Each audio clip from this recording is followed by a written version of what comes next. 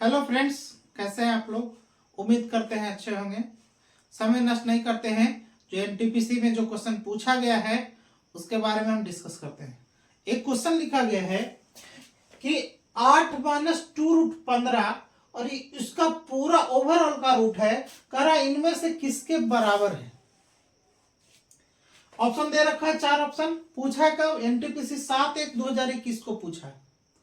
एक चीज समझिए, जब भी इस तरीके का क्वेश्चन दिया है तो उसको करना क्या है। यहां देखिए लिखा है 8 माइनस 2√15 और इसका ओवरऑल का रूट है। आप सबसे पहले तो कोशिश करेंगे कि जो अंदर दिया गया संख्या है उसका स्क्वायर निकालें, है ना। कहने का मतलब है यहां पे ये जो संख्या दिया हुआ है ये किसका स्क्वायर है ना, किसका स्क्वायर के रूप में हो सकता है, किसका स्क्वायर के रूप में हो सकता है, इसके बारे में बात कर रहे हैं। ताकि जो संख्या का स्क्वायर होगा वो रूट खत्म कर देगा, है ना। इसमें पहला काम आप क्या करेंगे कि इसको सोल्व करने का एक ही तरीका है। जो ये वाला संख्या है ना, इसको ए स्क्वायर प्लस, एक चीज समझिए कि ए प्लस बी के होल स्क्वायर या ए माइनस बी के होल स्क्वायर के रूप में इसको तोड़िए। ये यहां से क्या आएगा, चूंकि A square plus 2ab plus B square होता है इसका वैल्यू, और यहां इसका वैल्यू है A square minus 2ab plus B square. ठीक, तो आप क्या रहेंगे, क्या पहले ये देखिए ये माइनस में है तो ये इसका काम हमको नहीं करना है, माइनस में है तो ये वैल्यू वाला काम करेगा। तो इसको इस रूप में तोड़िए कि a माइनस बी के स्क्वायर के रूप में हो जाए। तो आप इसको तोड़ने के लिए एक चीज क्या करेंगे, तोड़ने के लिए इधर से नहीं चालू करेंगे, तोड़ने के लिए इधर से चालू करेंगे। -2ab है ना, -2ab ये दोनों साथ में लिख सकते हैं ना, a square plus B square minus 2ab लिख सकते हैं ना। तो इसको एक पार्ट में रखेंगे, इसको दूसरे पार्ट में रखेंगे। इसको 2ab के रूप में तोड़ेंगे तो -2 तो है यहां पे। आप इसको 15 को क्या लिख सकते हैं, 15 को आप लिख सकते हो ना 3 गुने 5। इसमें तो कोई समस्या नहीं ना है। तो आप इसको लिख सकते हैं कितना, √5 गुने कितना, √3, है ना। अब यहां पे देखिए इन दोनों को संख्या, ये रूट छोड़ दीजिए, इन दोनों का जोड़ है क्या इसके बराबर, है ना। अगर ऐसा होता है तो ये इसी रूप में टूटेगा। यहां पे क्या लिख सकते हैं आप, रूट, है ना, √3 का स्क्वायर और प्लस √5 का स्क्वायर लिख सकते हैं। √3 का स्क्वायर 3 के बराबर आ जाएगा, √5 का स्क्वायर 5 के बराबर आ जाएगा, और ये वाला वैल्यू देगा। कोई दिक्कत। अब यहां से क्या करेंगे, यहां देखिए a square plus B square minus 2ab। अब यहां पे एक समस्या है ना, ये a गुना b लिखिए या b गुना a लिखिए, मैथ में कोई अंतर नहीं है। मैथ में a गुना b लिखिए या b गुना a लिखिए, कोई अंतर नहीं है। नॉर्मल मैथ में यदि हम वेक्टर की बात करें तो वेक्टर में चेंज हो जाता है ना। वेक्टर में हमको नहीं जाना है, नॉर्मल मैथ में क्या करना है, a गुने b गुने a के बराबर होता है। यहां चीजों को समझिए कि a square plus B square minus 2ab के रूप में हो गया। इसका मतलब क्या हो जाएगा, इसका मतलब हो जाएगा कि रूट, है ना, √5 माइनस √3 का स्क्वायर हो जाएगा, है ना।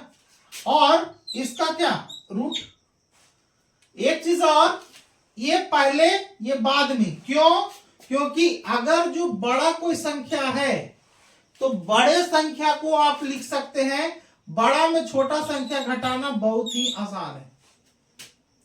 तो इसको इस तरीके से लिखे।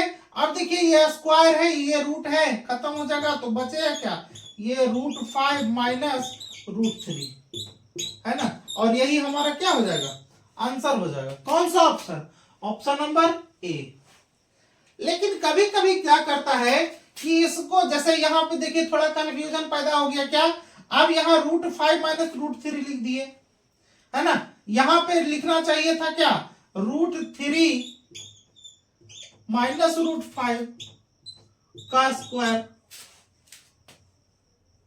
चाहे आप ये लिखें चाहे आप ये लिखें, कोई फर्क नहीं है। आप बस ये चेक कीजिएगा कि ऑप्शन में किस अनुसार दे रहा है ना। एक चीज और, ऑप्शन में ये चाहे देगा चाहे ये देगा, दोनों साथ में ऑप्शन में नहीं रहेगा। तो जो हमारा ये ऑप्शन आएगा वो हमारा क्या हो जाएगा, आंसर हो जाएगा। ठीक है। अगला क्वेश्चन जो पूछा एग्जाम में, ये 29/12/2020 का क्वेश्चन है, एनटीपीसी का है। क्वेश्चन दिया गया है कि 250 से 1000 तक कितनी ऐसी संख्याएं हैं जो 5, 6 और 7 से पूर्ण रूप से विभाज्य है। कितना ऐसे संख्या है जो 5 से भी विभाज्य होना चाहिए, 6 से भी विभाज्य होना चाहिए, और किससे विभाज्य होना चाहिए, 7 से विभाज्य होना चाहिए। एक चीज और समझिए कि 250 से लिख के कितना तक है, 1000 तक है।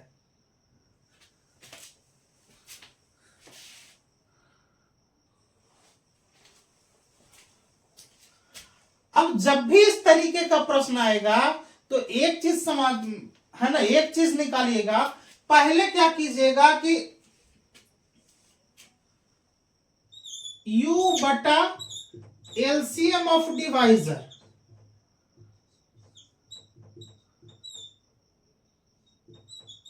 माइनस एल बटा LCM of divisor.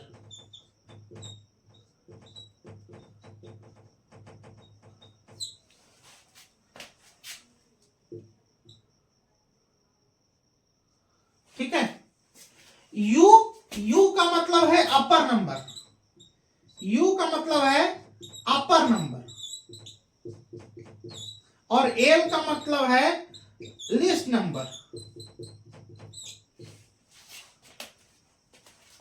LCM of divisor मतलब जिससे आप भाग दे रहे हैं या फिर जिससे विभाजित होने का शर्त दिया रहे, है ना। एलसीएम ऑफ डिवाइजर या एलसीएम ऑफ, है ना, एलसीएम ऑफ डिवाइजर इसका मतलब है कि जिससे आप भाग दे रहे हैं या पूर्णतः विभक्त होने का शर्त दिया हुआ है ना, पूर्णतः डिविजुअल। अब यहाँ पे क्या, अब यहाँ पे देखिए यू का मतलब है अपर नंबर। इसमें अपर नंबर कौन सा है, 1000, तो 1000 लिख देंगे यहाँ बटा, यहाँ देखिए कह रहा है कि एलसीएम ऑफ डिवाइजर मतलब जिससे आप भाग देंगे या भाग दे, पूर्णतः विभक्त होने का शर्त, मतलब पूर्णतः डिविजिबल होने का शर्त जो दिया हुआ है, तो इससे डिविजिबल हो रहा है, मतलब 5, 6 और 7 का एलसीएम। अब इसमें कुछ कॉमन तो है नहीं, तो एलसीएम क्या हो जाएगा, तीनों का गुणनफल हो जाएगा। इसका मतलब 5 गुना 6 गुना 7 माइनस, यहां पे लिख देंगे 250 डिवाइडेड बाय कितना, 5 गुना 6 गुना 7 लिख दिए। अब इसको क्या करेंगे, यहाँ पे 1000 डिवाइडेड बाय कितना हो जाएगा, 5 6 30 7 कितना 210 माइनस 250 बटा 210। अब इसको ऐसे नहीं काटना है कि 1 0 से 1 0 1 0 से 1 0, ऐसे नहीं काटना है, इस तरीके से नहीं काटना है। काटना कैसे है,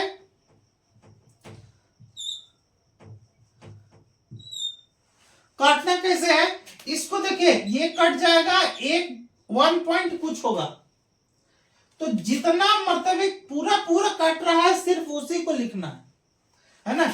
ये 1 पॉइंट कुछ होगा तो 1 लिख दिए, यहाँ पे जो फ्रैक्शनल पार्ट है उसको छोड़ देना, है ना। यहां पे लिख देते हैं कि फ्रैक्शनल पार्ट को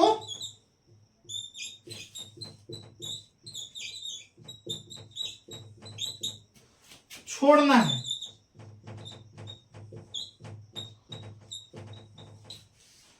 फ्रैक्शनल पार्ट को छोड़ना है ना। यहां पे इसको काट दिए, 21 चौके 84 मतलब 4 पॉइंट कुछ के अनुसार कटेगा। अब जो है ये वाला कितना हो गया 4 और माइनस कितना 1, जो बचा लिख दिए, है ना। वहां पे 4 माइनस 1 बराबर कितना 3, और यही हमारा क्या हो जाएगा, आंसर हो जाएगा। कौन सा ऑप्शन, ऑप्शन नंबर डी। फिर से समझिएगा, यहां लिखे हम u बटा एलसीएम ऑफ डिवाइजर, है ना, माइनस एल बटा एलसीएम ऑफ डिवाइजर।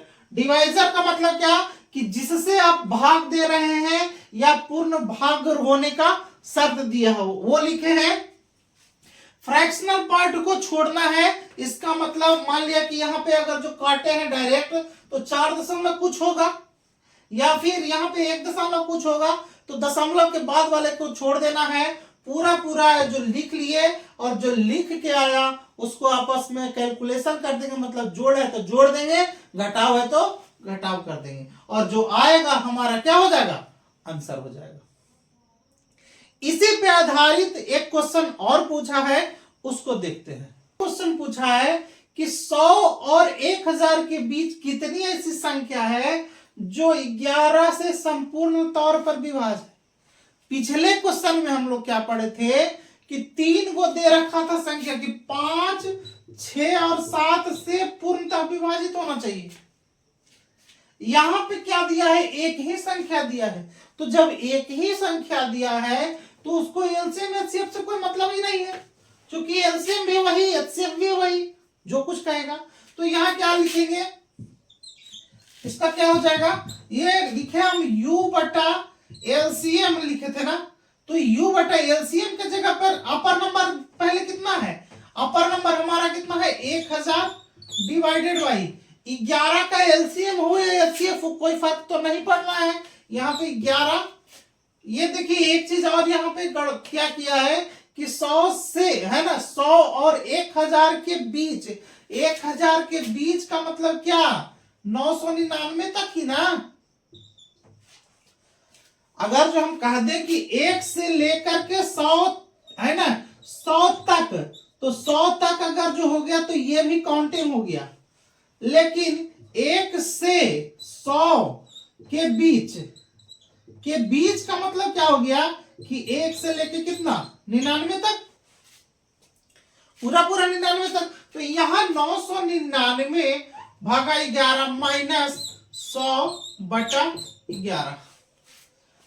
काम वैसे ही काटने का करना है, आपको क्या करना है काटने के लिए, यहां पे 1199 9 पॉइंट कुछ आएगा, तो क्या करना है कि फ्रैक्शनल पार्ट को इग्नोर ही करना है।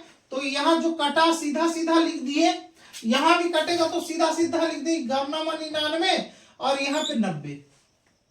ठीक है, अब इसको जो आया उसको क्या कर लेंगे, आप घटा लेंगे, तो कितना हो जाएगा 90 और माइनस कितना 9, इसका वैल्यू कितना 81। कौन सा है ऑप्शन में, ऑप्शन नंबर बी। तो मेरा कहने का मतलब है कि कौन से क्वेश्चन को किस हिसाब से बनाना है ना, कम से कम समय में बनाना है, उसको हमको सीखना है। ठीक है, हाँ, अगर हमारा वीडियो अच्छा लगे तो आप अपने दोस्तों के बीच इसको जरूर भेजें, चैनल को सब्सक्राइब करें, है ना। मिलता है नेक्स्ट वीडियो में, तब तक के लिए धन्यवाद।